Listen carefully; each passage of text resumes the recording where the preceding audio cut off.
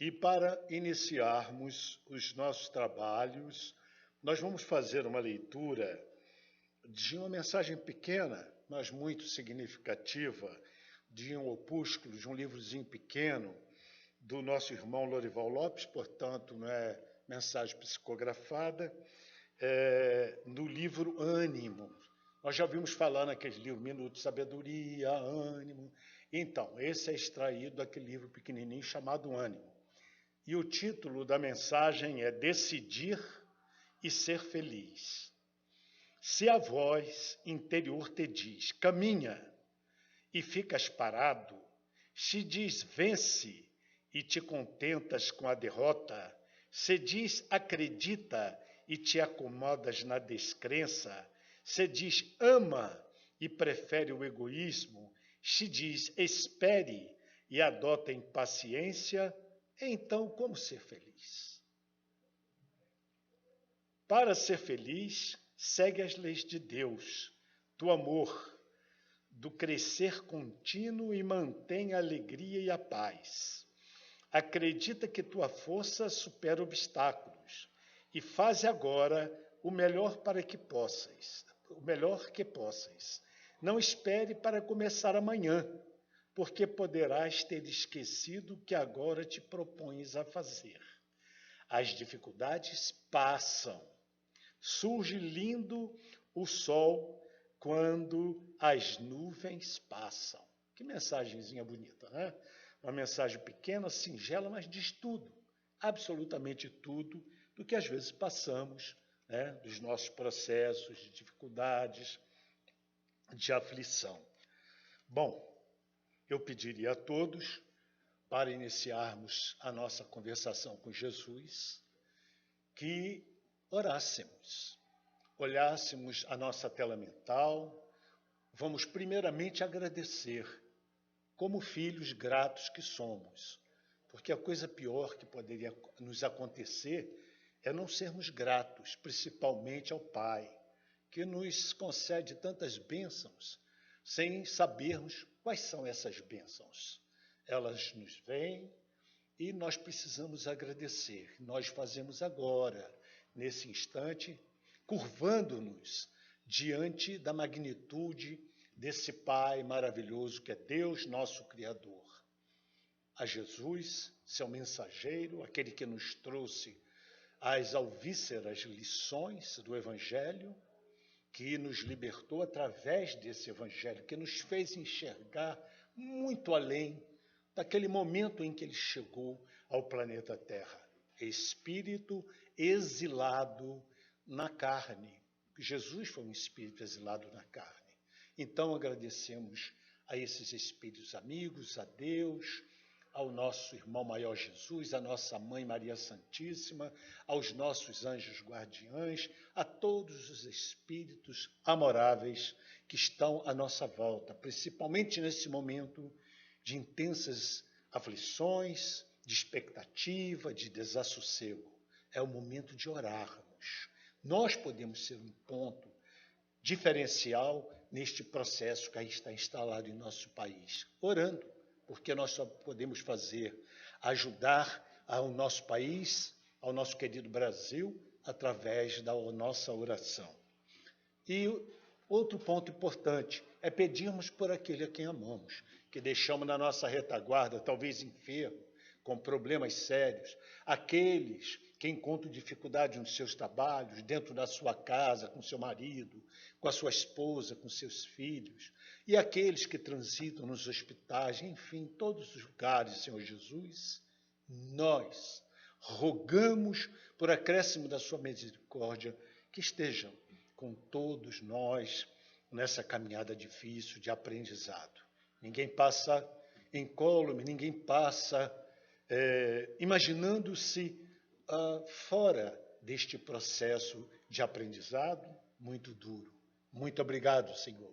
E dizemos, Pai nosso que estás no céu, santificado seja o vosso santo nome, venha a nós o vosso reino, seja feita a vossa vontade, assim na terra como no espaço infinito. O pão nosso de cada dia, dai-nos hoje, Senhor. Perdoai as nossas dívidas, assim como nós perdoamos aos nossos devedores. Não nos deixeis cair em tentação, livra-nos de todo mal e de todos os males, porque seu é o reino e a glória para todo sempre.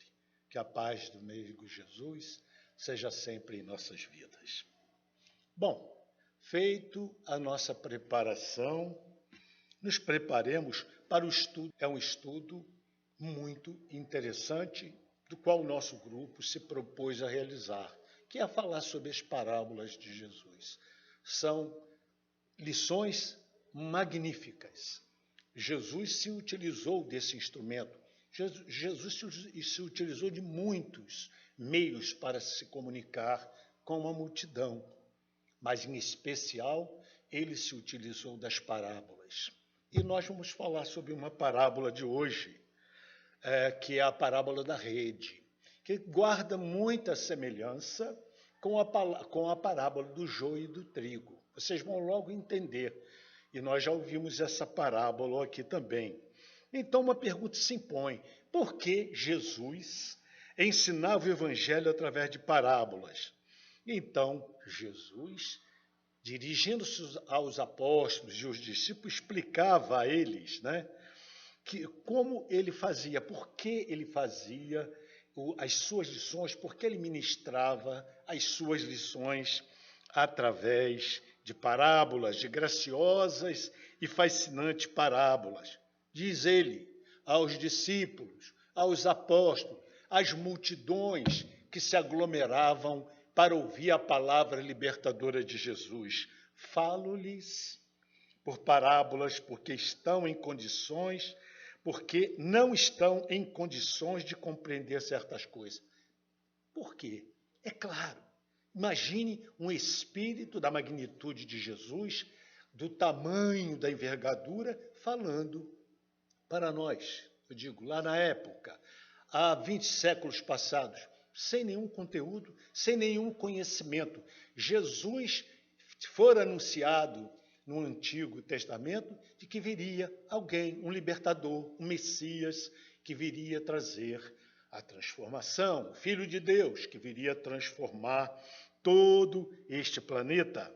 E então falo de parábolas, porque eles não estão ainda em condições de compreender certas coisas.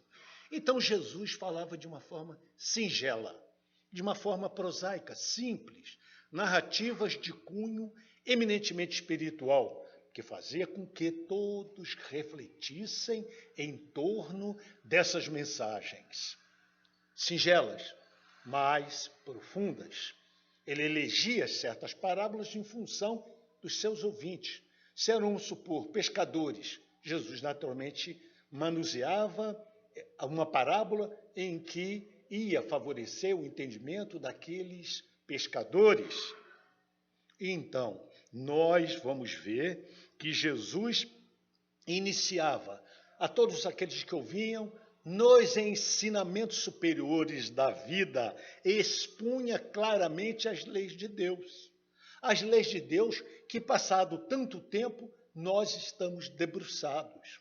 Porque sem o conhecimento da doutrina, sem o conhecimento das lições, porque a doutrina são as lições claras da Boa Nova. O que é Boa Nova? O Evangelho de Jesus. Então, nós estamos debruçados, a despeito de tanto tempo, sobre os mesmos princípios norteadores das lições de Jesus, das lições libertadoras de Jesus. Então, utilizando fatos do cotidiano, Jesus iniciava todo mundo nos princípios superiores da vida, sem violentar-lhes o livre-arbítrio. Porque o que adianta nós queremos impor uma verdade à força? Nós não conseguiremos movimentar essas energias, nós temos que trazer, como Jesus fazia, através do seu magnetismo exuberante.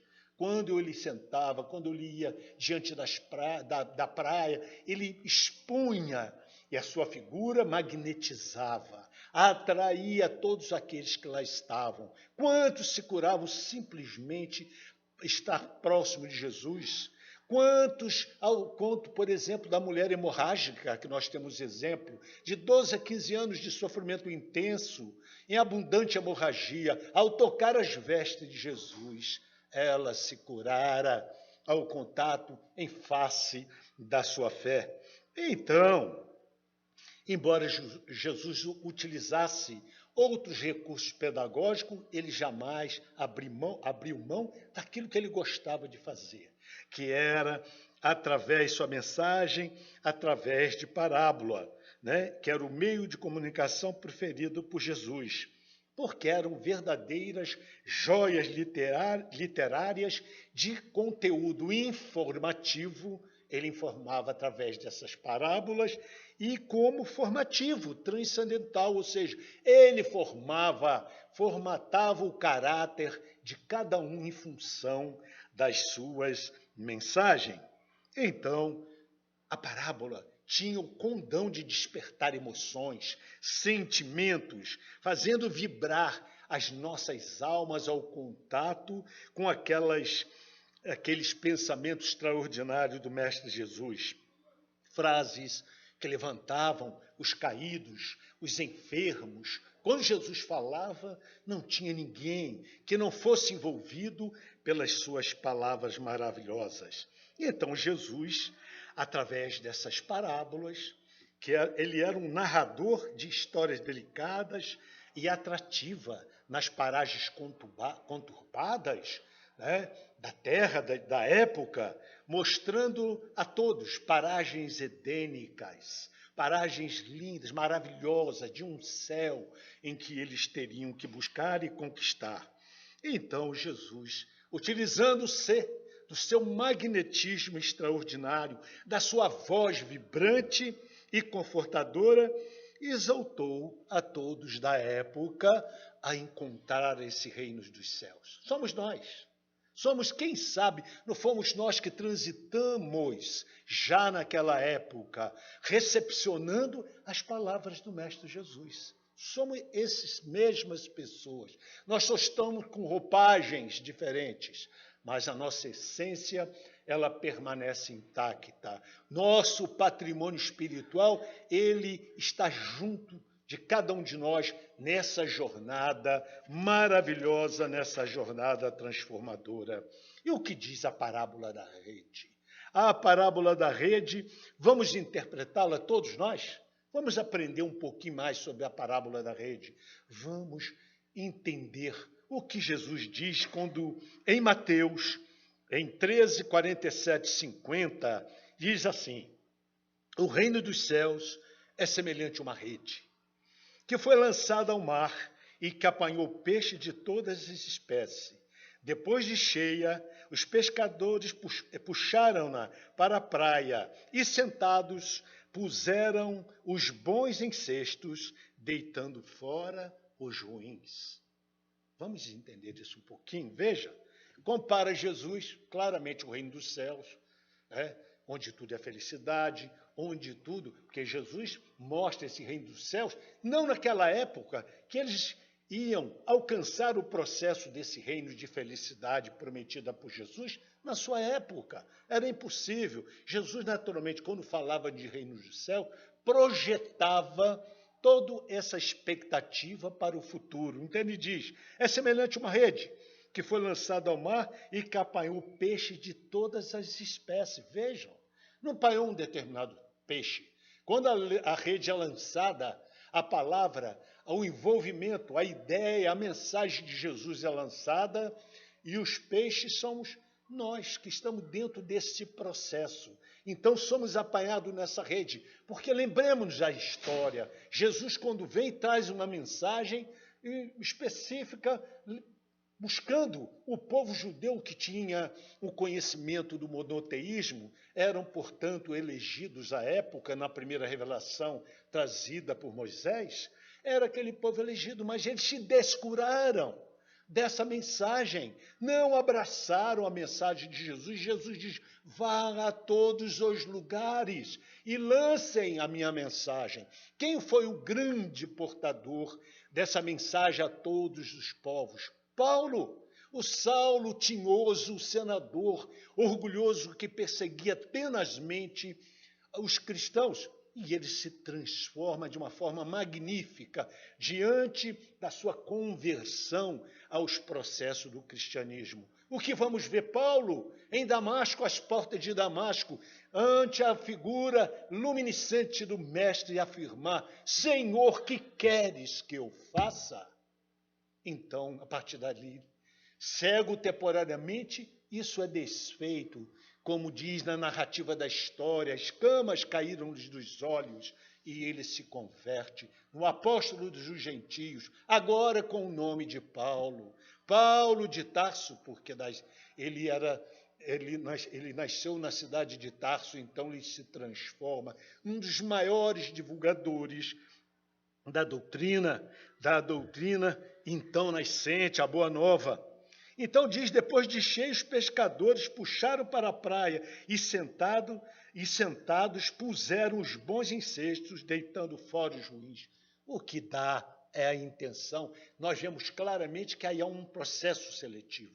Nós vivemos a semelhança da parábola do joio e do trigo, quando diz: separa o joio do trigo. Mas naquele momento exato em que precisava ser ceifado, separado, para que os maus também recebessem esse conteúdo que liberta.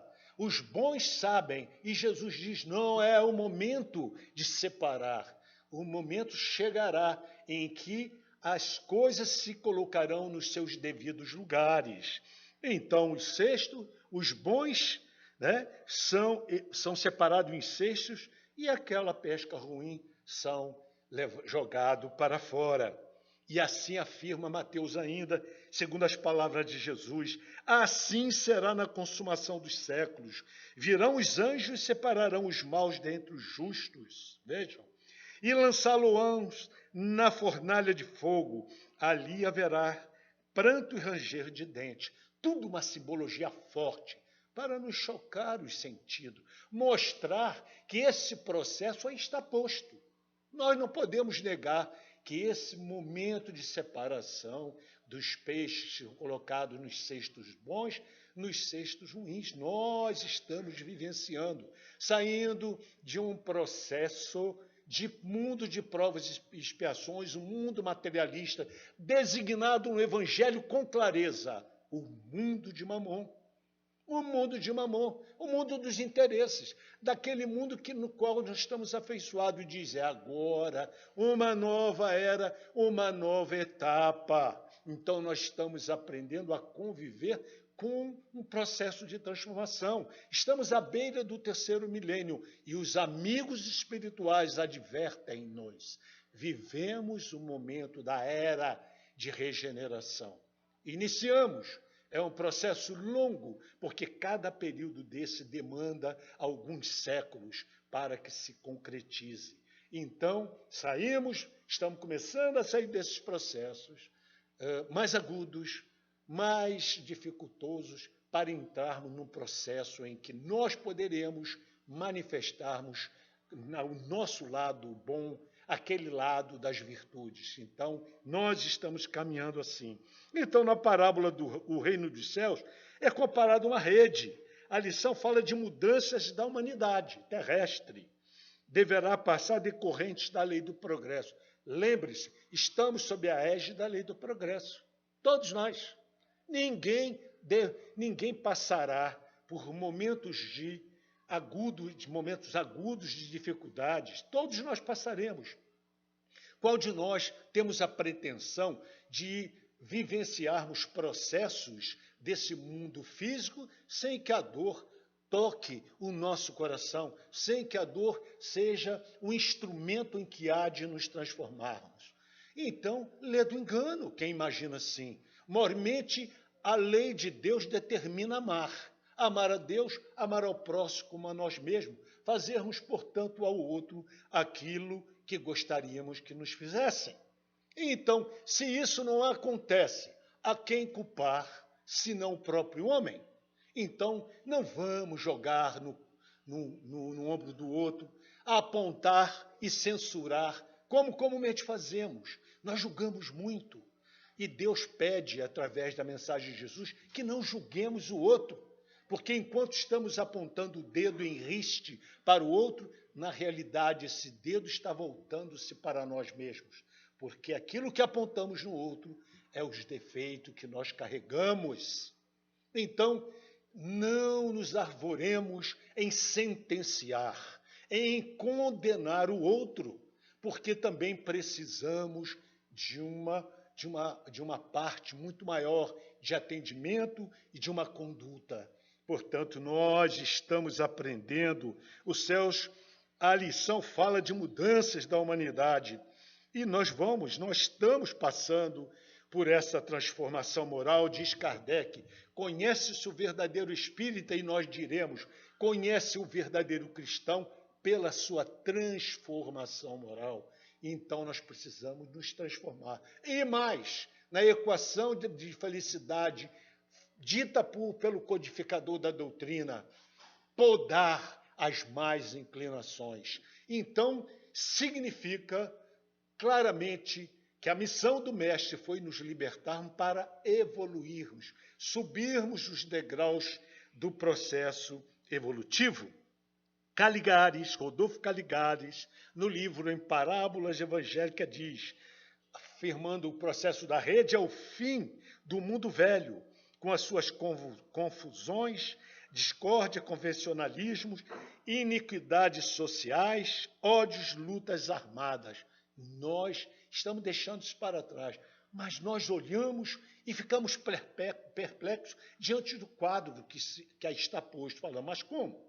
Nós vivemos momentos agudos. Será que esses processos estão se esvaindo para dar um lugar a um processo de libertação? Claramente, evidentemente que estamos, né?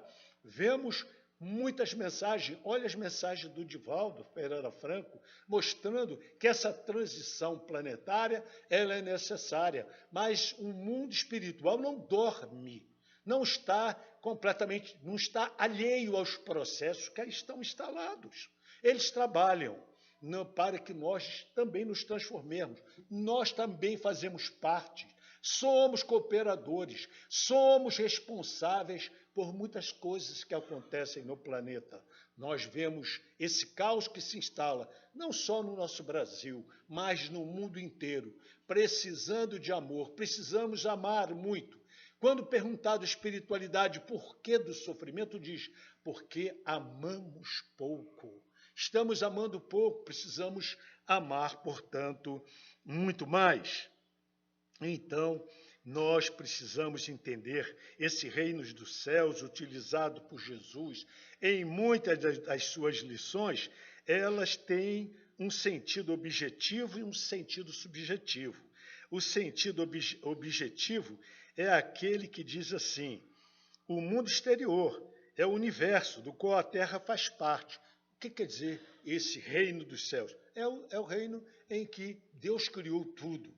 Mas quando falamos em termos subjetivos, nós estamos referindo à nossa tranquilidade de consciência, a paz interior, a felicidade íntima, a suavidade do coração. Quando nós temos isso, e isso é fruto da nossa consciência, quem tem a consciência tranquila, porque isso é conquista também, nós conquistamos a nossa consciência através dos séculos, quando ela se instala no reino nominal, quando nós nos damos conta de nós mesmos, quando nós olhamos para dentro e começamos a nos entender. Quem somos? Quem sou eu? De onde eu venho? Por que eu estou aqui? Por que eu morro? Por que eu renasço?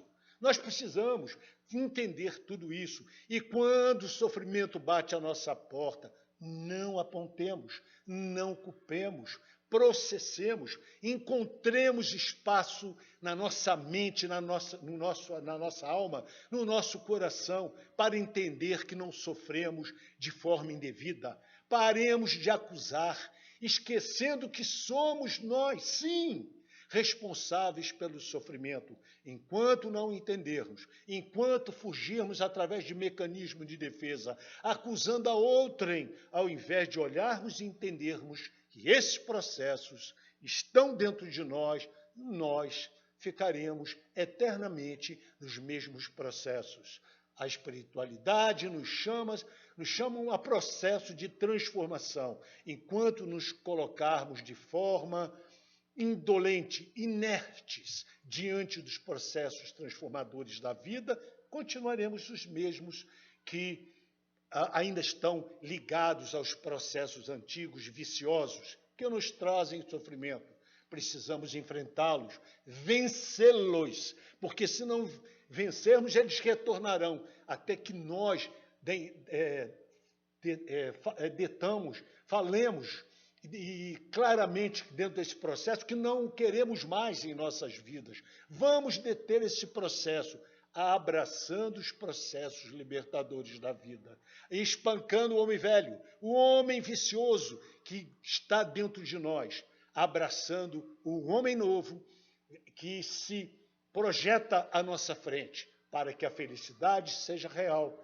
Porque a espiritualidade diz com clareza: estamos fadados ao processo da felicidade. Portanto, ninguém estará fora do processo da felicidade, porque ele está ao nosso alcance.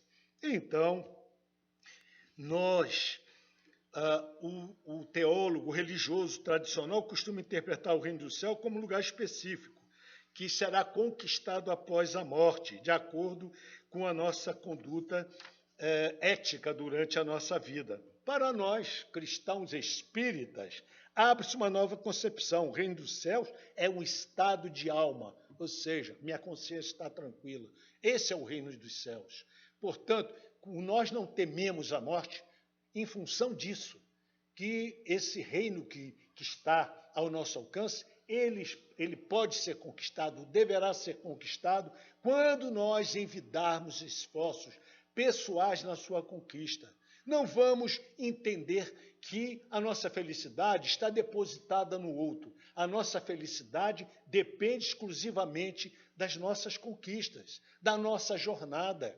Temos compromissos, e esses compromissos não podem ser olvidados, porque se o fizermos, quando demandarmos ao plano espiritual, quando temos que prestar conta à nossa consciência diante dos amigos espirituais, o que faremos? O que diremos? Nós não podemos explicar, porque alguém que já detém algum conhecimento espiritual e nós já detemos algum conhecimento, não podemos negar-nos ao processo da transformação. É igual o paciente que, ao ser prescrito determinada medicação, diz para o seu médico: eu não tomarei esse remédio. Ótimo, o médico não vai impor, porque ele naturalmente entenderá o nosso processo de escolha, de opção, o nosso livre-arbítrio. Mas nós não podemos argumentar mais nada em função da minha enfermidade, porque eu não quero me curar.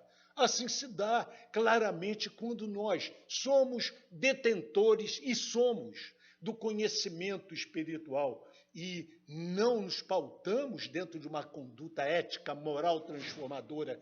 O que diremos? Volto a repetir no plano espiritual: ah, eu não sabia. Não é verdade. Então, as causas das aflições estão no próprio homem. Então, a visão que nós temos desse planeta aterrorizante, em terremotos, vulcões, guerra, doença, enfim, tudo isso que nos chocam. Parece um planeta em que as coisas ruins nunca param de acontecer. E ainda muitos que ainda se colocam para divulgar esse tipo de acontecimento, que é um erro completamente. Estamos completamente equivocados. Nós temos que divulgar o bem. O mal deve ser olvidado, não que os desconhecemos. Temos que combatê-lo, mas não devemos divulgá-lo. Então, o Mestre Jesus, certa vez, disse, falando sobre as causas das aflições: bem-aventurados que choram, porque serão consolados. E disse mais: regozijai-vos diante dos sofrimentos e das dores. Mas a questão que se impõe agora é perguntar aos meus queridos irmãos: mas como podemos sentir-nos felizes diante das dificuldades, uma vez que o sofrimento não pode ser motivo de alegria? Mas aqui tem uma explicação singela, simples. Porque diz Jesus, regozijai-vos diante do sofrimento e das dores, porque é o momento em que nós estamos sendo chamados para resgatar. Nós não infringimos as leis ou nós estamos acreditando que nós já estamos santificados? Nós estamos a caminho da santificação, mas não somos santos. Ainda erramos, ainda perpetramos equívocos e esses equívocos nos traz sofrimento. Ninguém nos traz sofrimento senão nós mesmos. Olhemos para dentro, vejamos quem somos, o que estamos fazendo agora, o que estamos construindo para o futuro. Isso é a resposta que devemos dar, em face do conhecimento que já detemos. Se conhecemos a doutrina espírita, a doutrina libertadora, por que nós vamos ainda caminhar na escuridão quando as luzes estão à nossa disposição? Paulo, o querido Paulo, diz em Tessalonicenses, alegrai-vos sempre, consista a não entender a dor como punição, como nós a entendemos. Toda vez que nós somos colocados numa posição de desconforto, de dor, eu não quero, eu não mereço, eu não estou entendendo porque eu estou sofrendo, eu sou uma pessoa boa, eu sou incapaz de pisar numa barata sequer. Sim, hoje, olhe para o passado, porque a nossa vida não pode ser apagada. Nós somos o somatório de muitas vidas. Se hoje alguma coisa se debruça, se projetam sobre nossas vidas, devemos fazer a seguinte pergunta: por que eu sofro? Mas eu não me lembro. Claro que nós não nos lembramos. Imagina o inferno que seria se nós, vivendo a presente existência, tão conturbada como vivemos, sob o peso dos resgates, ainda tivéssemos que lembrar um passado delituoso, na figura de um filho, de uma esposa, de um esposo, de um amigo. Como suportaríamos tais processos? Então, esses processos, o tal do véu do esquecimento que nos fala os postulados espíritas, por que nós não nos lembramos? Graças a Deus nós nos lembramos. Mas ainda tem irmãos que querem fazer regressão de memória. Eu quero saber quem eu fui. Bom, talvez eu fosse um príncipe, um rei, é a nossa expectativa. Mas nós não queremos saber, lá no passado, que matamos, que caluniamos, fizemos coisas completamente contrárias ao processo da caridade. Então, por que lembrar? Por quê? Para nos perturbarmos diante de situações que não agregariam absolutamente nada em nossas vidas? Portanto, esqueçamos esse passado. Água que move moinho não retorna mais. Então, é importante o nosso passado para dizer quem somos, mas não precisamos do passado, porque o presente é o mais importante. Se não construirmos agora o nosso presente, o futuro nos cobrará o passado. É hoje que nós não fizermos bem. Quando estivermos lá na frente, mas qual é o problema? Por que eu sofro? Porque no passado é o nosso agora. No futuro pode ser esse passado agora, que é o nosso presente. Nunca nos esqueçamos disso. Já chega o passado que está lá, que já nos cobra agora. Então, a doutrina espírita sustenta: os sofrimentos podem ser modificados se as pessoas compreenderem por que eles existem, dispondo-se à renovação, pois a felicidade, vejam a frase, não é a ausência de dor, mas a perfeita compreensão da sua finalidade. Respondeu em uma frase tudo o que falamos até agora. Então, a felicidade não é a ausência de dor. Eu acho que eu tenho que ser feliz, mas eu não quero sentir dor. Ora, mas se nós estamos no mundo de provas e expiações, como vamos passar incólume aos processos da dor que nós criamos, que nós fizemos, que estamos resgatando? Como é que nós vamos ser felizes? A felicidade, segundo a espiritualidade, é a felicidade relativa. A plena felicidade absoluta, só Deus a detém. Então, vejamos, não sofrer, portanto, é uma pretensão utópica. Utópica não é a realidade no estágio atual da evolução da humanidade. Esqueçamos isso. Então, aceitemos Jesus em nossos corações. E só tem eficácia quando aceitamos Jesus, traduz no esforço sincero e constante no sentido de modelarmos a existência. tendo como paradigma Jesus e as suas lições. Se não o fizermos, continuaremos nessa trajetória de dor e de sofrimento. Nunca se esqueçam disso. A felicidade relativa a qual temos acesso é um processo de conquista pessoal. Então, vamos trabalhar para que essa felicidade se instale definitivamente em nós. Portanto, a parábola da rede, ela diz sim sobre o final dos tempos, nos fala do momento de mudanças que a humanidade deverá passar, decorrente da lei de progresso. Então, haverá sim uma transformação moral, graduando a Terra para um mundo de regeneração. Então, nós precisamos entender que já chegamos a processos grandíssimos, né, sob o ponto de vista das ciências, das artes, do bem-estar material. Mas resta-nos uma coisa extremamente importante, realizar, de fazer reinar entre nós, entre os irmãos, a caridade, a fraternidade, a solidariedade que assegura o bem-estar moral. Então, muitos acreditam que já vivemos esses dias apocalípticos. Será o fim do mundo?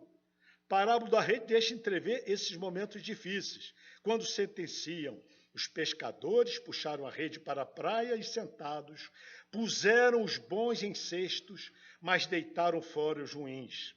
Portanto, não podemos negar que vivemos tempos difíceis, de aflição, corações aflitos, tempos em que a lealdade, a sinceridade, a verdadeira afeição, o amor à verdade ainda obscurecem as almas terrenas. Tempos de discórdias, de ódios, de confusão, até os próprios escolhidos se confundem. Portanto, não é o fim do mundo. Não é o fim do mundo como muitos imaginam, mas o fim de um ciclo. Quando falarem para nós, o mundo vai acabar, não é nada disso. É o fim de um ciclo de existência da humanidade, abrindo-se o outro, de um ciclo materialista para um mais brando, melhor, de felicidade. Ainda teremos corpos perecíveis, mas os homens terão tendências à prática do bem. O mundo que falamos tanto de regeneração. Então, quando essas pessoas têm acesso ao processo de transformação, chegado o tempo, é a hora de separar, como diz a parábola do joio, e a parábola da rede diz da mesma coisa. Separar, é tempo de separar, chegou o momento de ascensão moral do plano terráqueo. Ninguém vai nos forçar nada. Nós nos separaremos dentro de um processo de sintonia vibracional. A sintonia do amor atrai o amor, a sintonia do mal atrai os maus. Nós escolheremos o caminho que vamos transitar. Não haverá arbitrariedade, não haverá nenhuma forçação da parte da espiritualidade e nos forçarão a ir para um lugar ou outro. Nós iremos boamente, porque a nossa sintonia está com aquilo que abraçamos hoje. Quem gosta do bem, quem gosta das coisas boas, pratica a caridade, busca a sua transformação, evidentemente caminharão nesse sentido. Ao contrário, o contrário também é verdadeiro. Aquele que se compraz na calúnia, no mal, nos pecados, nos vícios, para onde irão? Para planetas compatíveis, para planeta compatível com a sua tendência. E para encerrarmos, disse Jesus assim: entrai pela porta estreita, porque larga é a porta da perdição, espaçoso o caminho que ela conduz, e muitos são os porque elas entram. Quão pequena é a porta da vida, quão apertado o caminho que a ela conduz, quão poucos a encontram. Vejam, é claríssimo a simbologia da porta. A porta estreita diz claramente o Evangelho, leva à perdição, mas a porta estreita nos conduz ao processo que nós estamos falando, da parábola da rede. Aqueles que se afinaram com os processos de Jesus, com as suas lições, terão que passar por essa porta estreita. E tendo-lhe alguém feito esta pergunta: Senhor, serão poucos os que se salvam? Respondeu-lhe Jesus: esforçai-vos por entrar pela porta estreita, pois vos asseguro que muitos procurarão transpô-la e não poderão. Muitos quererão, mas não poderão. É questão não só de querer.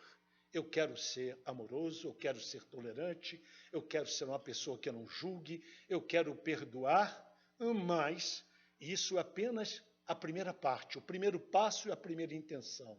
Mas a segunda é mais importante, é a prática daquilo do que eu quero ser. Uma pessoa transformada, uma pessoa no bem. Portanto, a parábola da rede sinaliza o momento de mudanças que a humanidade deverá passar decorrentes da lei do progresso. É o tempo de separar os peixes bons em cestos, deixando de fora os peixes ruins.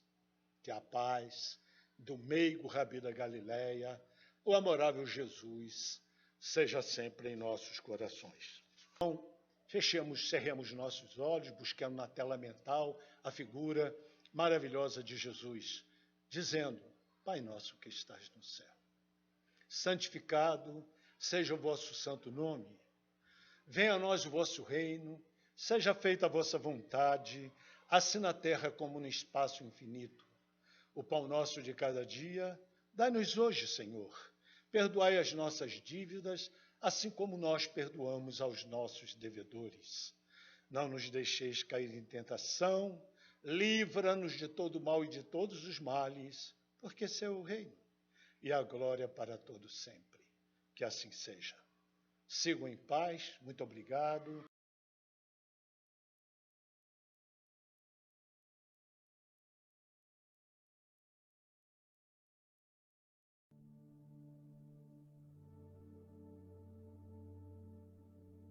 Esse é o nosso momento de luz, onde pretendemos, nesses instantes, entrar em contato com a espiritualidade, buscar a paz que tanto necessitamos.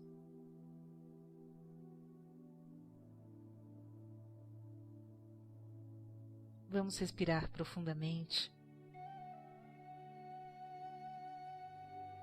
e nos sintonizarmos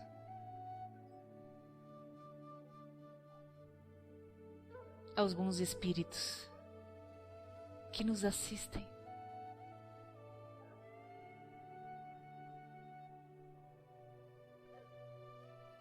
Formando ao redor de nós uma grande corrente de proteção.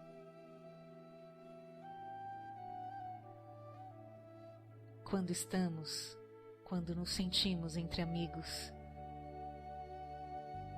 é fácil sermos nós mesmos. É fácil desabafarmos,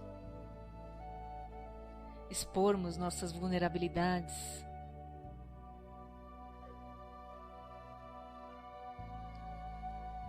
falarmos daquilo que tememos e também de nossos sonhos, de nossas esperanças. Sinta-se entre amigos nesse instante.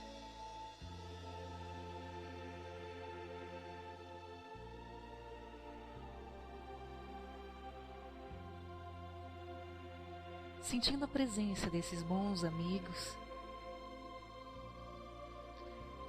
favorecendo o seu contato com o Mestre Jesus.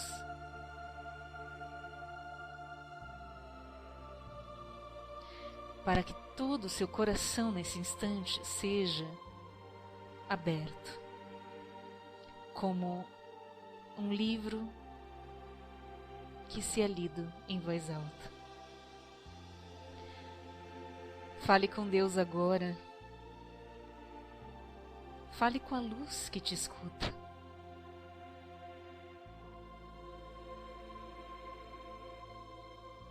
E as suas necessidades nesse momento estão sendo ouvidas com amor.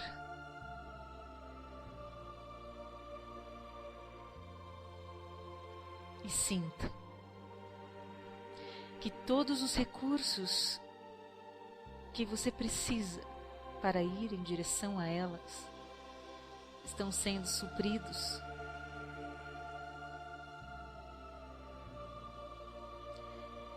Basta que você se dê espaço para receber. Então sinta-se abraçado, abraçada por esse amor que envolve e que alimenta.